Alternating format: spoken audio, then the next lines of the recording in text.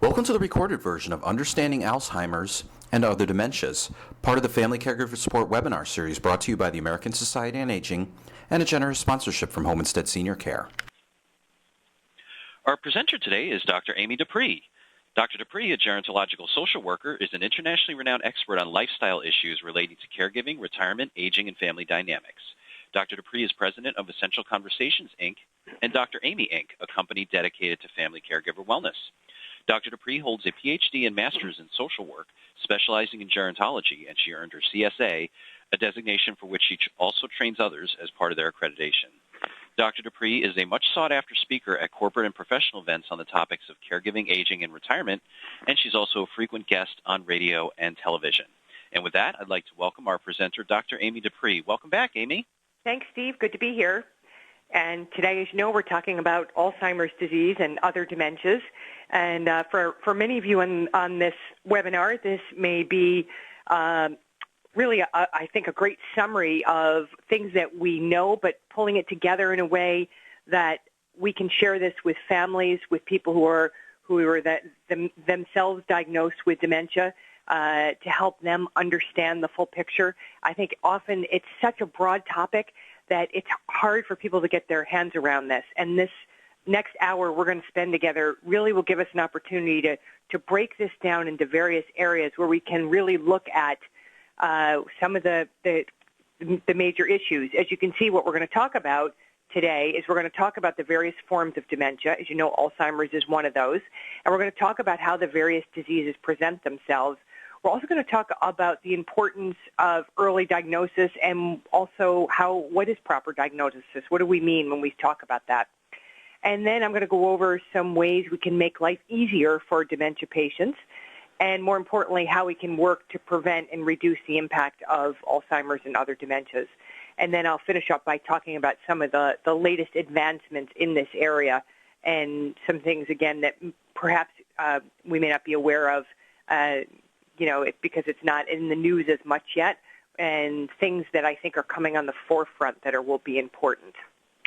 So let's just talk by talking about the numbers, because we can't do this without talking about how significant this is. As we know, sadly, Alzheimer's and other dementias are very common. In the United States, the Alzheimer's Association reports that this is 2011 figure you see there, that an estimated 5.4 million Americans have some type of dementia. And according to the Alzheimer's Society of Canada in 2010, again, more than 500,000 Canadians had Alzheimer's disease or a related disorder. And that difference is a population difference, Canada being about 1/10 of the United States. But then when you look at the world and see what's happening, this is according to the Alzheimer's Disease International, 35.6 million people right now in 2010 that was in the world living with dementia, and expected to increase to 65.7 million by 2030. So in just 20 years. And I think therein lies the reason that we have to keep coming back to this topic and talking about it, because as you know, it's not just the people with dementia, it's their entire family that is impacted by this disease, and also all the people with whom they interact, whether it's friends, colleagues, whomever. Okay, so with the numbers behind us, let's move in talking about different types of dementia. So first, we want to talk about what is dementia versus Alzheimer's disease. And dementia is an umbrella term. We know that Alzheimer's is the most common form of dementia. About 60 to 70% of people who have dementia have Alzheimer's disease, and that's according to the World Health Organization. And I think that's why often these terms get used interchangeably when, in essence, they're not interchangeable, because there are many reasons that people exhibit the issues with dementia. And each of these things that you see on your screen is associated with distinct symptoms, patterns, distinguished brain abnormalities. Now, as we said, most common form, Alzheimer's disease. And early symptoms for Alzheimer's disease include things like the memory loss that we think about, apathy and depression. And we're going to come back and talk more about some of these symptoms in a little while. The second one you see there is vascular dementia caused by multiple strokes, and usually shows up, it can be a massive stroke, more sudden change in thinking skills. So again, people start to have the shifts, the dementia, the signs and symptoms that their thinking is no longer clear, and that they're having issues around functioning in the world because of their changes in their thinking, but very different cause than from Alzheimer's disease. Lewy body dementia, which is less common, has the confusion of Alzheimer's disease, but it also includes symptoms similar to Parkinson's, the tremors and stiffness, and visual hallucinations. And it's the hallmark of this disease is all three of those together. And finally, the frontotemporal dementia usually results in changes in personality and behavior early in the disease. So a lot of the personality changes are what are notable about that. Now, what research shows is that many people with dementia have mixed dementia. And what that simply means is they have more than one disorder going on at one time. So it could be a combination of Alzheimer's disease and vascular dementia. That's not an uncommon combination. Most forms of dementia involve a progressive loss of mental function. That's what we looked at on that side of the screen. But if you look at the other side of your screen, we have to note, and this is important, that other forms can be stopped or even reversed.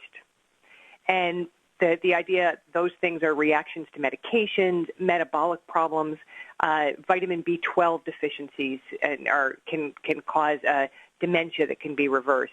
Infections, very common that with certain infections, especially in older age, people have this, and once the infection clears up. A brain tumor, poisoning is another reason people have this. All of these things can potentially be halted or reversed. And then we have the issue of what we call pseudo-dementia, which is what depression causes. It often looks like dementia. We're going to talk more about depression in a few minutes. But just know that for many people who have depression, they do show signs of dementia, but it's a pseudo-dementia. You clear up the depression and the dementia goes away. And it's also important to know when talking about depression and dementia that they share 2/3 of the symptoms. That's a really key issue. So that, again, when I keep coming back to good assessment, this is why. Because someone who has depression in older age may very likely get misdiagnosed as having dementia if someone doesn't do a really good assessment on that. Okay, let's take a look at causes of dementia. Dr. Jane Potter from the University of Nebraska Medical Center has explained that though we don't know the exact cause, most experts do agree that dementia is likely caused by multiple factors. And you can see there what those factors are. Things like advancing age, which is the number one risk factor. As we know, dementia is, especially Alzheimer's, is an age-related issue, which is why we say when you look at age 65, about 1 out of 11 persons has dementia, Alzheimer's disease. When you go to 85, it's nearly 1 out of 2. So the shift in that is the advancing age. The other issues you can see, family history, cardiovascular disease, a history of head trauma can add to that. We know that certainly this has become more publicized lately in the news when you talk about sports such as football and hockey, that the concern about head trauma.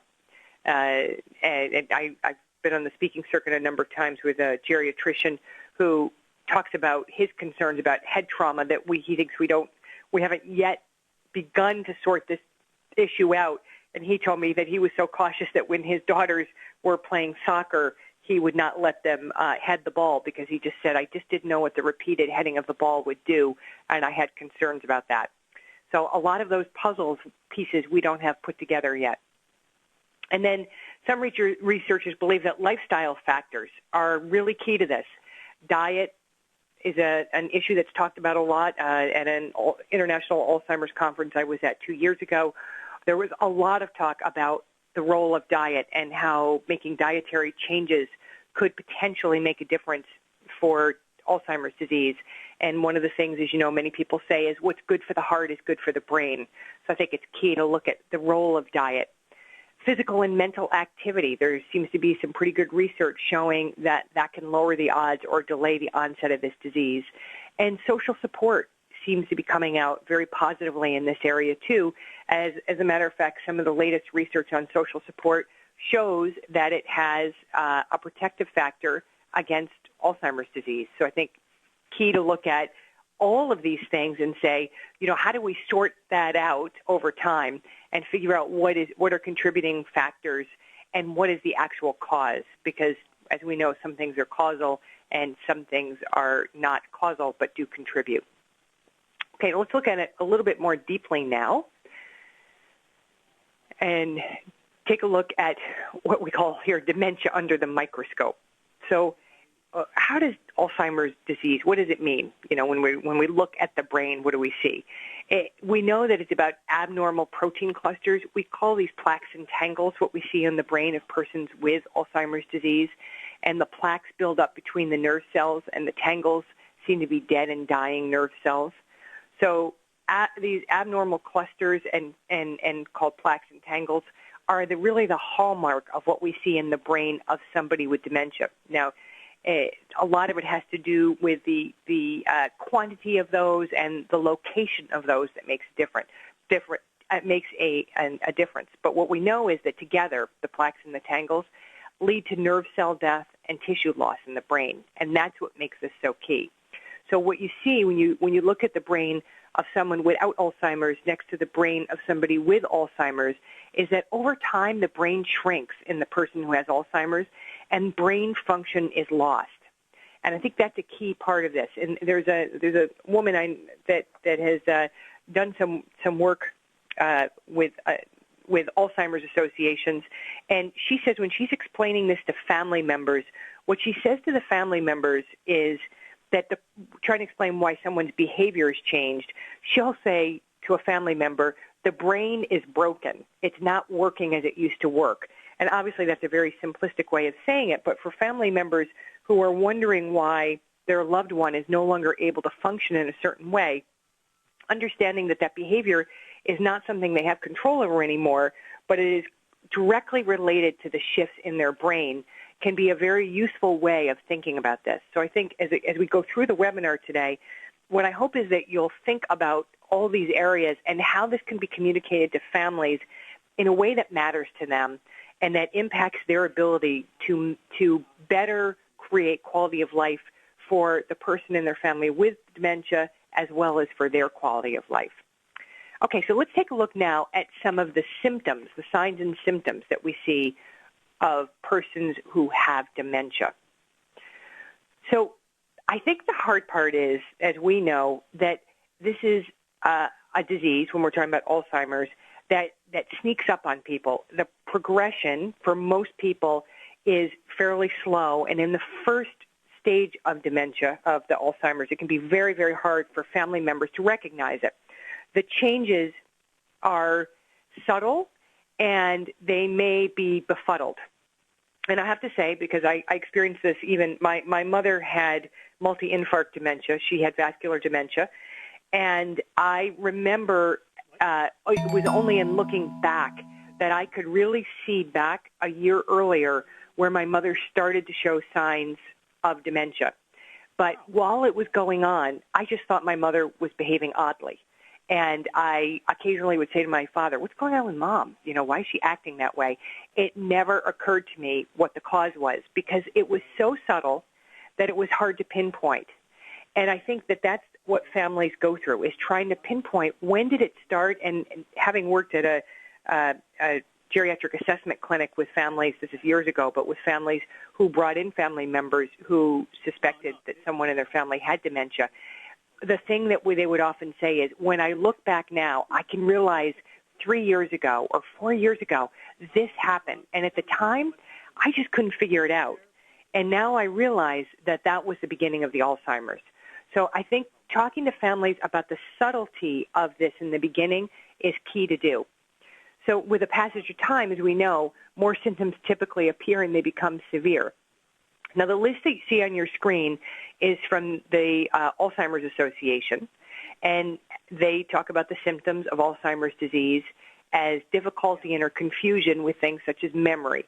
Now, memory is the one that, of course, concerns everybody, and if you talk to anybody probably over the age of 50, one of their fears is that they're developing dementia every time they forget something. And one of the ways that I think it's great to remember this is that the difference between what we see in memory loss in people who have Alzheimer's and what you see with just age-related trouble remembering things and often related to late middle age, having too many responsibilities and carrying too much in our head, is it's a qualitative difference. And the folks I worked with used to say it's a difference between not knowing where your car keys are and when you're holding your car keys in your hand, not having a clue what they're for anymore. And that's the shift we start to see. So in the beginning, it may just be a bit of memory loss. But pretty quickly, people start having other things that, again, are subtle, and that's what makes it so hard. So completing tasks that used to be just rote, easy tasks. And really, I've seen this, again, befuddle families so many times. So currently, I'm working with someone whose father has early dementia. And when she described to me, she was very frustrated, and that's the number one thing families will often describe to you is their frustration with a parent or a spouse. And her dad was visiting, and he always had used her coffee maker when he visited. And on this particular visit, he stopped being able to use the coffee maker. He kept asking her questions, and every day she had to teach him again how to use the coffee maker.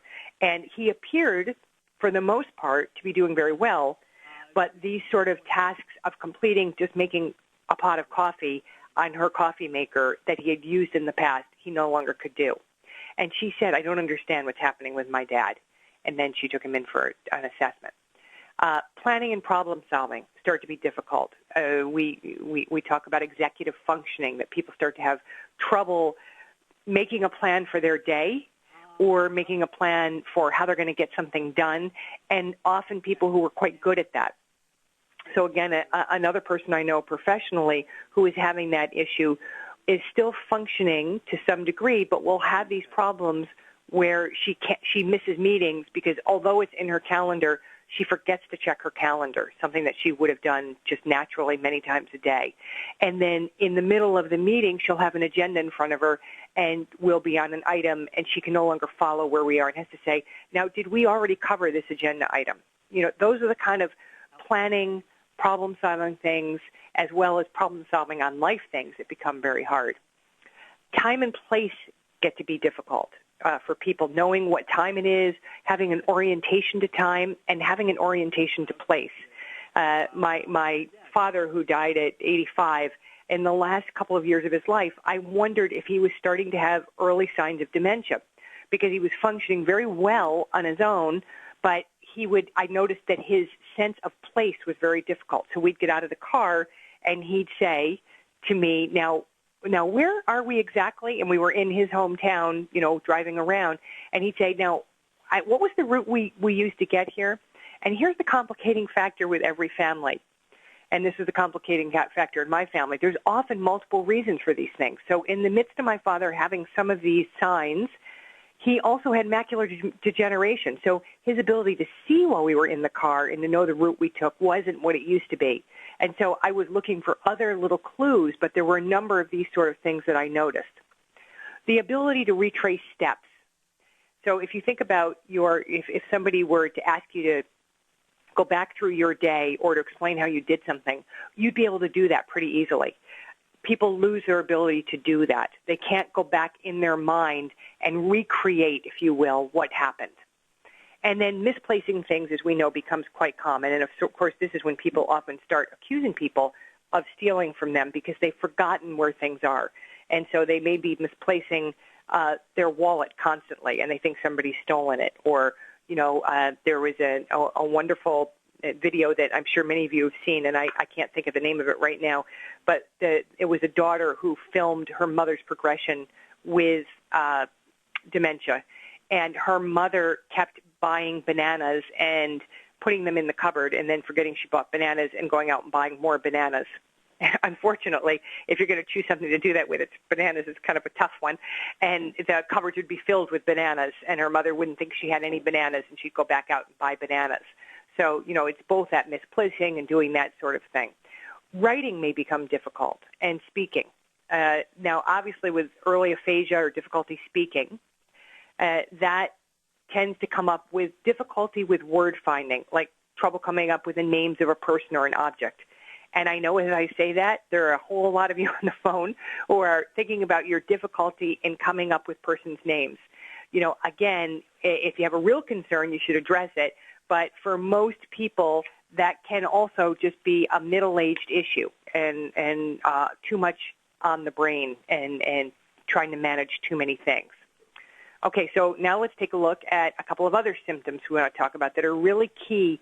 And I'm, again, hoping you will share these with family members because that's the real purpose of this is for us to become educated and to help pass this along to people.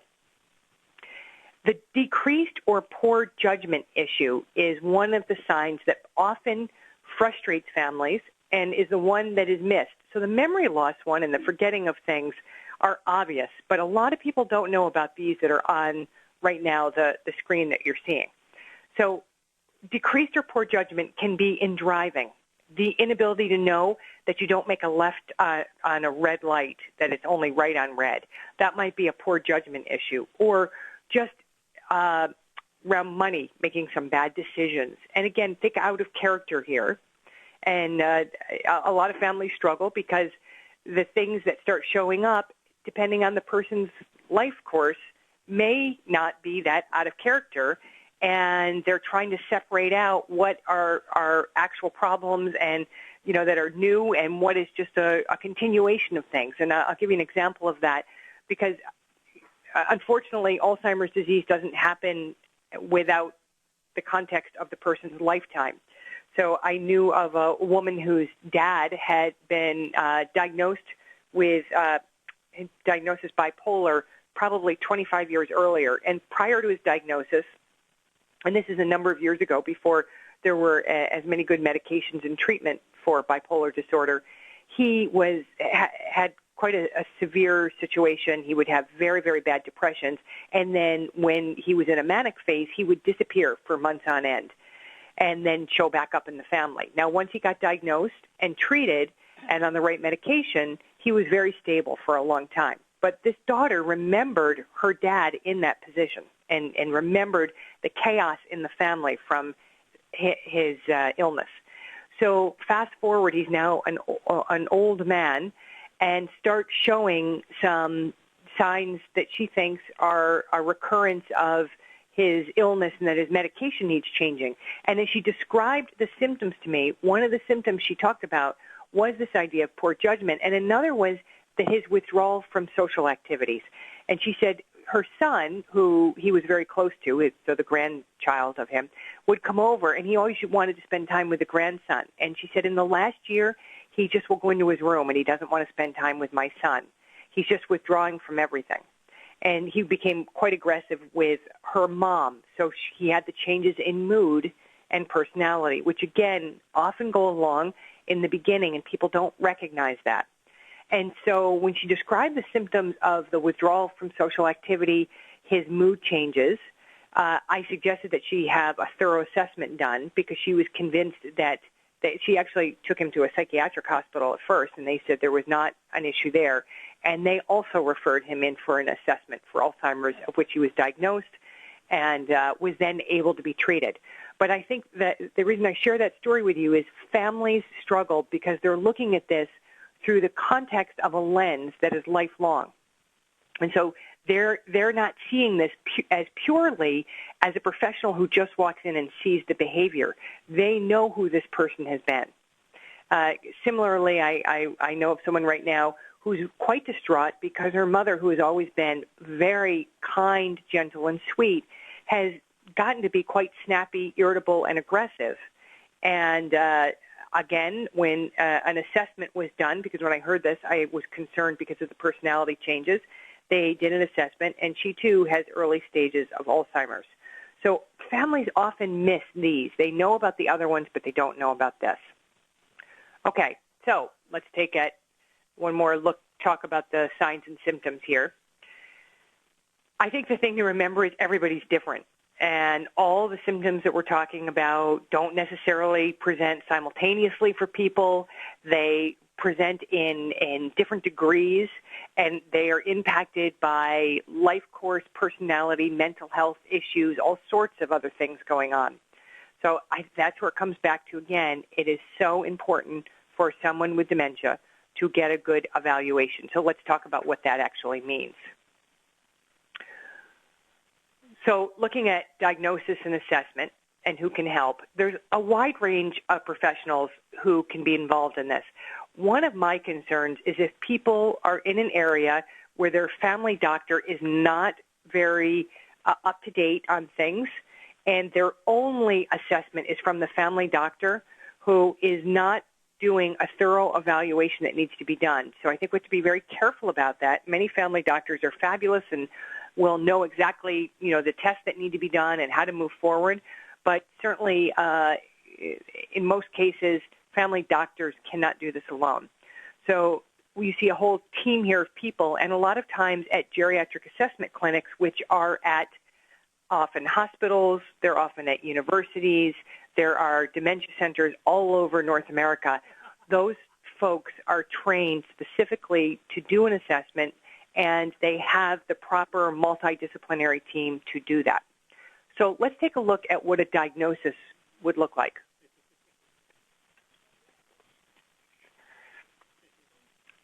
Obviously, that we start with a medical history, right? So that's where most things start when we're trying to evaluate them. So the goal here is to ask a series of questions, and by doing so, the medical professional can establish if there are problems with things like instrumental activities of daily living. And I'm thinking of things here like paying bills, cooking, cleaning. So really running their lives. Are people starting to lose their ability to run their life? Because that's where, remember, the changes in the brain start to impact day-to-day functioning. The medical history also helps to determine the approximate time of onset of symptoms, and then how those symptoms may be changing over time. And those are all key things. Okay, let's take a look at the next one. The medical history will also look at potential contributing factors such as family history, history of abuse of substances, which can impact here too. We know that if people have a lifelong pattern of substance abuse, that can be cause dementia in later stages. So that's important. As we said, head injury, stroke, seizure, thyroid problems, all of those things that need to be considered. Really, if you think about this, the history is a very, very important part of the evaluation. And then the evaluation will also help determine if symptoms are caused or made worse by treatable conditions. And we talked about things like the vitamin B12 deficiency or depression. Thyroid problems can have an impact. Again, excessive use of alcohol can impact dementia. Medication side effects. So this is the idea of a medical history to both determine potential causes and contributing factors. Okay.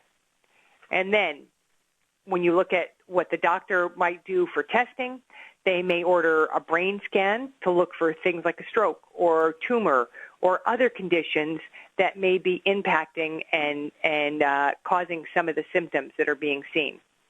They also will likely order neurological testing, and this is very important. And these are paper and pencil tests of memory and thinking that looks at brain function, such as orientation, short-term memory, ability to follow instructions, recognition of objects, all of those sort of things. So I'm sure many of you are familiar with these mental status kind of tests that are done.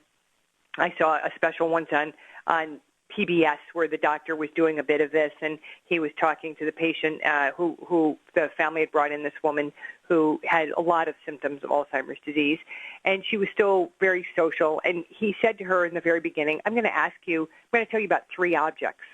And at the end, about 5 minutes from now, I'm going to ask you to recall these objects. So here are the 3 objects, and they were lake, house, and shoe. And then he chatted with her for just 2 or 3 minutes. And at the end of chatting with her, he said, now, earlier, and just a few minutes ago, I mentioned 3 objects to you, and I'm wondering if you can recall what they were. And she had no memory that he had even mentioned the objects.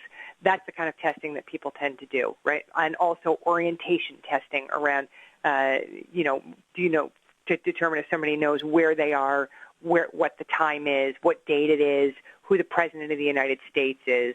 All of those sort of things are used. And I saw that when my dad actually was suffering from delirium after having an operation, and he was quite confused. The doctor came in and asked him 4 questions. He said, "Mr. Dupree, do you know where you are?" And my father responded, and he was in the hospital, and he said, "I'm in a hotel room in Paris." So clearly my father didn't know the answer to that. But then my sister was in the room with him, and he said, "And who is in the room with you?" And he said, "My daughter and her husband." And he asked him a 3rd question that he knew. And then the 4th question he asked was, "And do you know who the President of the United States is?" And my father said, Franklin Delano Roosevelt. So that's the kind of thing that we see people do to try to ascertain, how oriented are people. Okay, now let's flip and talk about something that I think is a really key topic. Depression and dementia. I'm really interested in a recent study by the Mayo Clinic, and this was from 2010. Found that apathy and depression significantly predict an individual's progression from mild cognitive impairment to dementia. So when you look at this is pretty cutting edge right now. What we're looking at is the correlation between depression and dementia. And we know there's been a correlation, but this is now looking at it in a much more systematic way. So after adjusting for age, gender, education, Dr. Jonas Jetta and his research team found that of the individuals they studied, people with mild cognitive impairment and depression had a 66% increased risk of developing dementia when compared with individuals with mild cognitive impairment, which we call MCI, without depression. Now, I've mentioned this in another one of these webinars, so you may have heard this before if you're attending these regularly, but it's really worth mentioning because it's such an important issue. And I think, again, we need to be on the lookout for this correlation and helping people get their depression treated.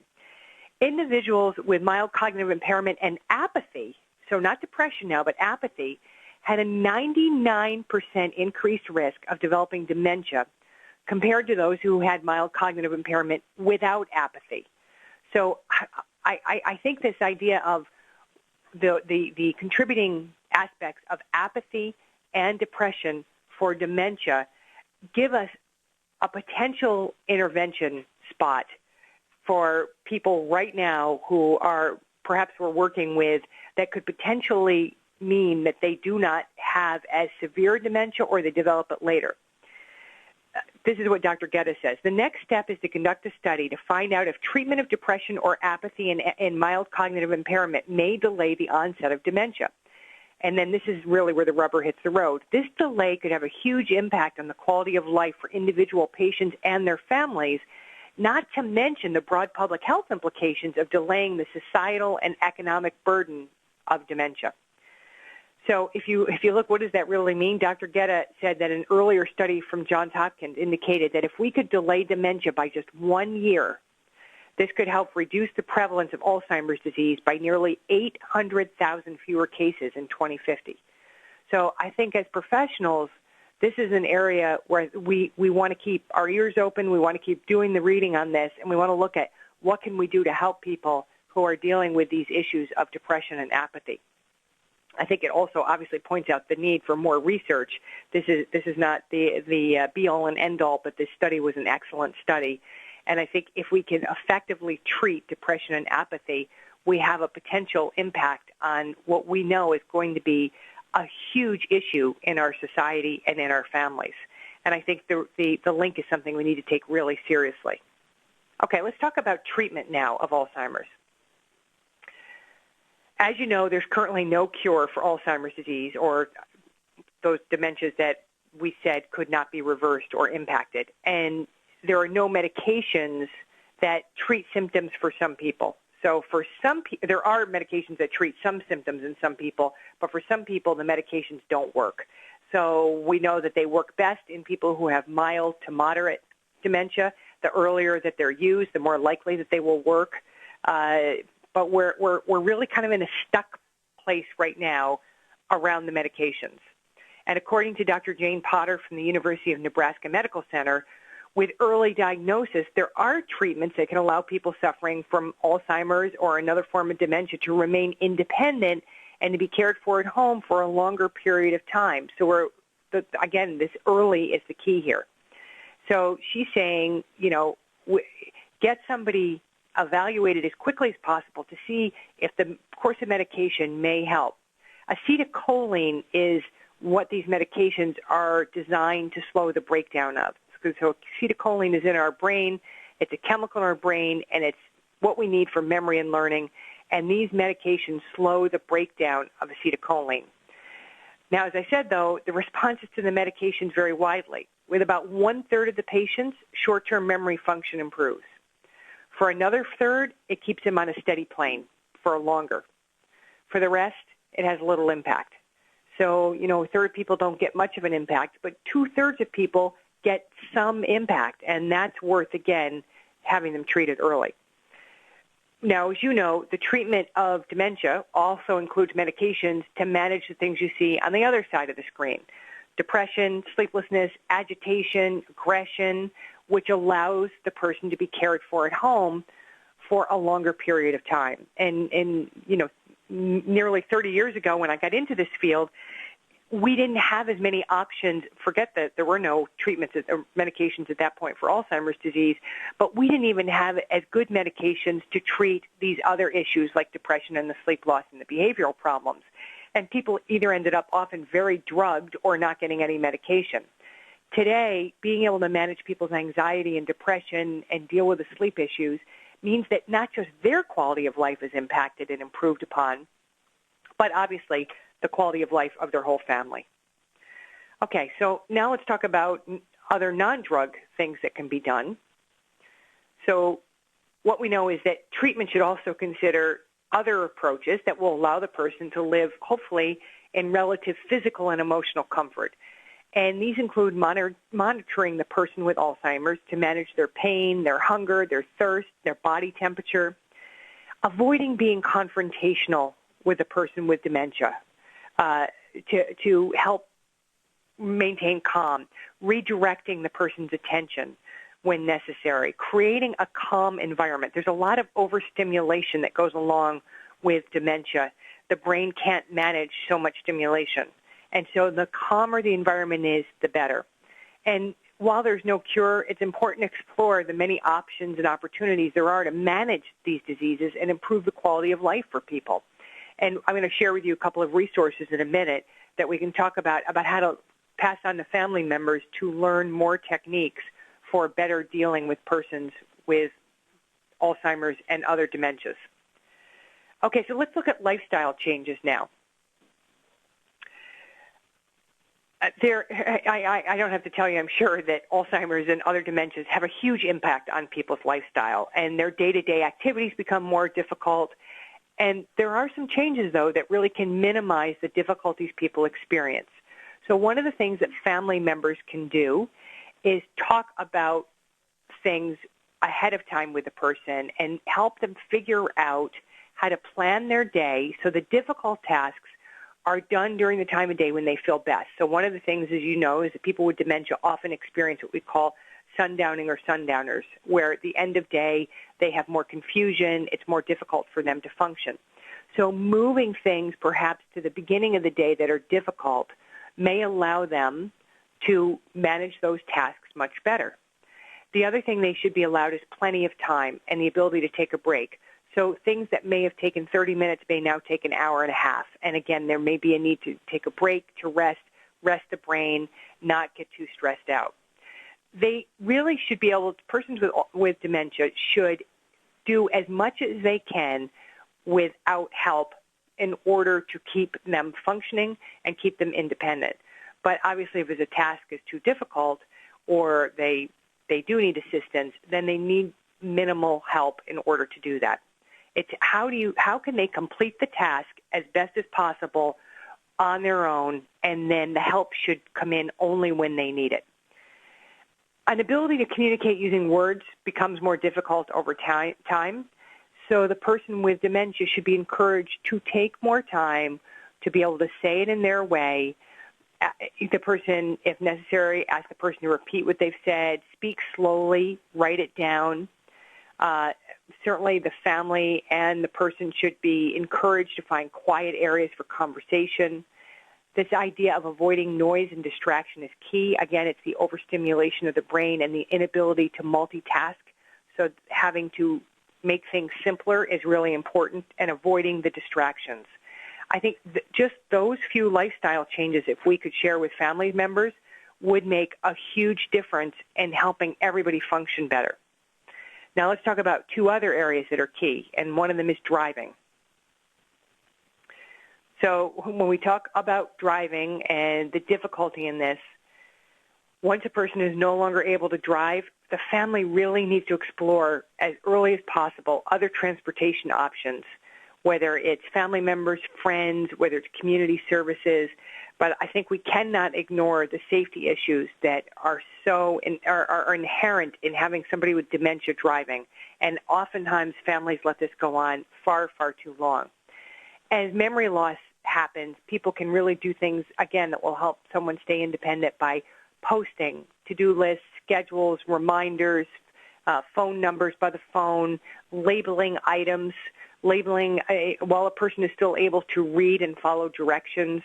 That can help them stay independent if the family gives them the visual cues that they need.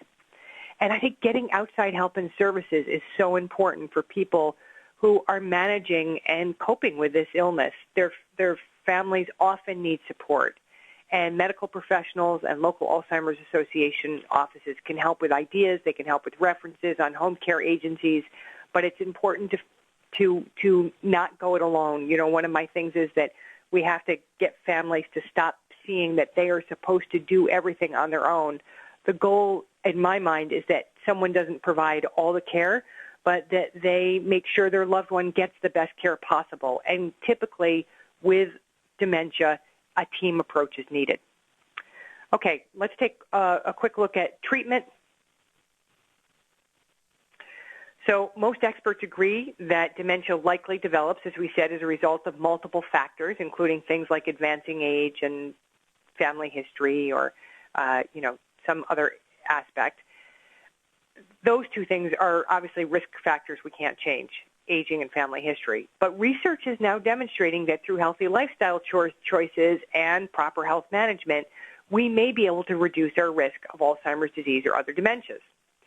So growing evidence, as I said, links brain health to heart health, and the risk of developing Alzheimer's or vascular dementia appears to be increased by many of the same things that we talk about hurting our hearts. So if you talk about a low-fat, low-cholesterol diet, stopping smoking, not only can we help prevent heart disease, stroke, and high cholesterol, but we also may reduce the risk of Alzheimer's or vascular dementia. And just like heart health, we know exercise seems to be important for brain health. Growing body of research is now suggesting that people who exercise 2 or more times per week reduce the risk of cognitive decline in later life. It's only 2 or more times per week. And while exercising, we also reduce the risk of things like diabetes and high blood pressure, which are also linked to high heart disease and stroke. The other thing we do, when we talk about diabetes, there seems to be more and more of a link between diabetes and dementia. So I think this idea of preventing diabetes is key in this. Regular physical exercise, mental exercise, maintaining a healthy weight, all of these things are key. And then, as I mentioned, social connection. More and more we recognize that. And science then continues to work towards developing drugs and genetic testing, which hopefully will help us one day be able to prevent and not just treat dementia. Okay, one last thing before we go to taking a look at resources. Let's take a look at what's new. So I said there's currently no cure, as we said. There's a lot underway, though, to solve this puzzle that we have right now. And research is actively working to move beyond just treating those symptoms and treating the underlying causes. And I think one of the things that's new is we can start seeing the changes in the brain of somebody with Alzheimer's disease much earlier than we ever could. So right now, many of the new drugs are being developed to focus on impacting those changes. Brain imaging, testing of blood and spinal fluids is also receiving a lot of attention right now in terms of early diagnosis and treatment. And that's a very different way. Again, the thinking is if we can catch it before we even see symptoms, there's more likelihood that we'll be able to make a difference. And because of the family history issue, research is also underway on therapies that target some of the issues related to the abnormalities that seem to be more related to it being passed down through families. And these clinical trials will engage people who carry the Alzheimer's carrying gene but haven't yet experienced the symptoms to see if the therapies can help delay or prevent Alzheimer's in those individuals. So here's the good news. Just as we talk about the testing of spinal fluid and the blood testing and the brain imaging, if we can start catching this before people have full-blown symptoms, we are so much more likely to be able to develop prevention and treatments that keep people from having the devastating effects of this disease. Okay, let's talk about a couple of resources. So you have caregiverstress.com on here, and the Alzheimer's organization, the Alzheimer's Association. Helpforalzheimersfamilies.com is a fabulous website that Home Instead has done with lots of great information, including training for families to learn some of those techniques that I talked about before, like how do you help distract someone who is experiencing a lot of agitation and needs to move forward? How do you give people choices that work? How do you help them stay independent? And I think the training on that site and a lot of the resources are something that families can benefit from immediately and put into play, and it's all free. So very important to take a look at that. And then also you have the ASA website on there too. So let's now talk about where do we go from here. I think as professionals, we need to take a look at what can you do to help family caregivers, and how do you better understand this disease and stay on top of some of the major changes in both diagnosis and treatment. And then how do you get family caregivers the help and the information that they need? I think taking the information, learning it for ourselves, and translating it so families and persons with early-stage dementia can understand it is really the key to us having an impact on the quality of people's lives as they deal with this illness. Okay, I'm going to stop there, and I'm going to turn this back to Steve, and Steve's going to open up the phone line for questions so that we can hear from all of you as well. Great. Thanks for your presentation, Amy.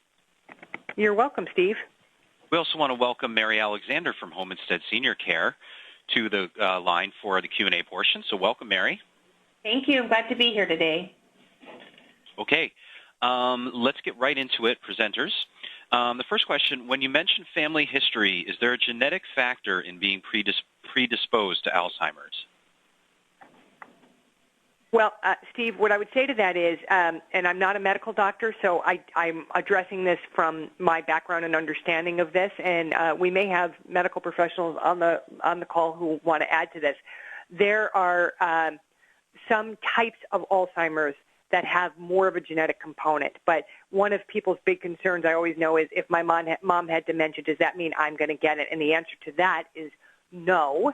It doesn't mean you're necessarily going to get it. It may not, in her type of dementia, may not have had the genetic component. So that's why that all has to be teased out, and people need to go for good assessment. Okay, and we do like to pass along resources and suggestions from our attendees. So here's one. For some family members, I have found that recommending certain books about dementia or Alzheimer's helps them understand what's going on. I have recommended The 36-Hour Day and I'm Still Alice. Do you have any other books that you might recommend or any other resources, Mary or Amy? Yeah, this is Mary. So I would say just in general, Aging Issues Alone, Stages of Senior Care is a great book. And there are some other great resources. We work with David Troxel, who has written a couple of great books. And Amy, I am struggling with the name of David's most recent book. I think it's my A Best Friend's Approach to Dementia Care. I don't know if he changed the title, but it's a fabulous book, and Google David Troxel and take a look at all of his books. What I like about his approach is it's very practical. It's something that family members can understand. For years, I've given his book to people when they have a family member diagnosed with dementia, and I've heard over and over again about how they've gone out and bought everybody in the family the book, because it's something you'll pick up as a resource and you can implement, and it gives you really good practical ideas. Yeah, and it's called A Dignified Life, the Best Friends Approach. So that is one. And then also there's another great website for just good information, and it's called Alzheimer's Disease Fact Sheet from the National Institute on Aging. And that tends to be a document that's downloaded quite a bit as well. Okay, and we have another attendee who also wrote in on the same topic about resources. The Alzheimer's store on ALZ.org, that's ALZ.org, is an excellent resource that says there's many practical ideas that can help caregivers and their loved ones. And Steve, that's the Alzheimer's Association's website, and there is fabulous stuff on there. Okay, great. Got another suggestion on a book title here, Do Not Leave Mama Home with the Dog. And it's a good book. So Do Not Leave Mama Home with the Dog is the name of that. I don't know that book, and what a great title. The other ones, too, in case you were writing them down, were 36-Hour Day and I'm Still Alice, as in the name Alice, A-L-I-C-E. Can you give us just a brief rundown of what the symptoms are of actual full-blown dementia? There's someone who writes in, has a 103-year-old relative, and they believe that she has dementia. Mm-hmm. And Steve, one of the things I want to say is that there is a tip sheet that you're going to make available to people, right? This that after this, and in there is a whole list of dementia signs and symptoms. But I'm happy to review them. But people can also get this.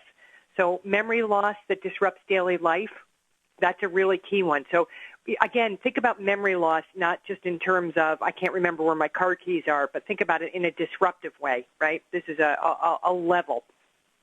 Difficulty completing familiar tasks, challenges with planning and problem solving, that's executive functioning stuff I mentioned before, confusion with time and place, trouble understanding visual images and spatial relationships. It's hard to interpret. People have trouble with that. Misplacing things and losing the ability to retrace steps, decreased or poor judgment, withdrawal from work or social activities, changes in mood or personality, problems with speaking and writing, decreased or poor judgment, withdrawal from work and social activities, and changes in mood and personality. Okay, and as Amy just mentioned, we will send out the tip sheet later on today. It will be coming your way later on today. I'll be sending that out to you. If you don't receive it today, just send an email tomorrow to either info@asaging.org or contact me directly at smoore, S-M-O-O-R-E, @asaging.org. Sometimes these things get caught in spam filters and things like that, so I can send it out to you. So if you don't receive it today, just send me a follow-up email later on today, and we will send the tip sheet out to you. Okay, next question. I haven't seen much impact or improvement for elderly persons I work with who are put on the popular drugs to stabilize or slow down the progress of dementia. How early does a person need to start these medications to really see help? And how long are these drugs effective for a person if there is an early diagnosis? Well, go ahead, Mary, you want to take that? Yeah, that's such a tough question because I think, throughout the presentation, Amy talked about, this is so different for everyone, that there's so many, everything and every situation is so unique. I think what we heard loud and clear last year at the International Alzheimer's Conference was it was a pretty disappointing event because they expected to see more aggressive drug therapies, and that wasn't the case. And you see more and more large pharmaceutical companies making either pulling out or making changes to drug therapies because they're not getting the results that they're hoping to get. So answering that question, I think, would not be the right thing for us to do because we just don't have the answers. I will tell you, though, a couple of interesting things are happening. The International Alzheimer's Conference is happening next week. They are spending a great deal of time talking about drug therapies and expected protocols and those types of things. So I think you will see in the next few weeks just more information coming out about that. And then the Alzheimer's Disease International Group in September is publishing a report that will also have some good information in it. Specifically because there is no cure, having to figure out what to do in the meantime is so critically important. I think that report's going to be helpful for all of us to get our hands on. And again, that's coming out at the end of September. And I would just add to that, remember when I said in the webinar that it's a third, right? So we know that a third of persons doesn't get any real notable kick from it, a benefit. A third gets some, and it depends on how early. And actually, a third gets a bit of an improvement. So it can be a slight improvement, steady, or not at all. And I agree with Mary. Beyond that, we can't really say that, and it's so individual. I actually have seen people have benefits, but it isn't what we had hoped, that's for sure. And Mary, I'm happy to hear about that report coming out. That sounds great. Okay, earlier you were talking about the idea of the brain is broken. Can you share some more tools on how to explain this idea to relatives? We have someone who wrote in and says that they find this to be very simple and effective, and they want to use it in their work as a social worker. So can you kind of touch on that a little bit more? Sure. And Mary, do you want to jump in first? No, go ahead. Okay, I would say the brain is broken idea I liked because it helps people really get that the person isn't doing it on purpose. So one of the things I'll often say to family members is I ask them to think about if the person has, and a lot of times people do, of course, at this age, have another condition, whether it's, diabetes or they may have just some chronic arthritis, they may have arthritis or something like that. And I ask them, I say, I know this is very hard when somebody has dementia, but think about the arthritis or think about the diabetes. And would you ever think that person had those symptoms on purpose, that they just didn't, that their knees ached and that they should just cut it out and their knees would stop aching? So it's similar in that this is a physical change in their body, but you can't see this. It's in their brain. And their brain doesn't even look like it used to look. And so what you see is actually a result of changes in their brain looking different. And so a lot of times if families can grasp and think about it like a physical illness, I find that they become more compassionate and they're better able to cope. And I'll say to them, you're going to need to remind yourself over and over, the person isn't doing this on purpose, that their brain isn't working very well anymore. Okay.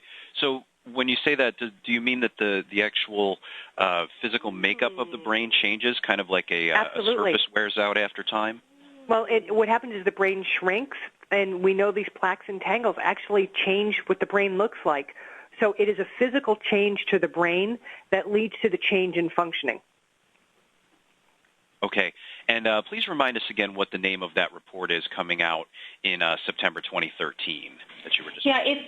It is through the Alzheimer's Disease International Group. Their headquarters in London, and they are putting out, every year they put out a report on what's happened in the last year regarding Alzheimer's and other dementias. We will also have a link off of our website, homeinstead.com and caregiverstress.com, but it is actually coming out September 26th, and you'll be able to download it directly from ADI.org. All right. Well, we're just about out of time for today's web seminar, but Mary Alexander and Dr. Amy Dupree, I want to thank you for joining us today, and thanks for another great presentation. Thank you, Steve.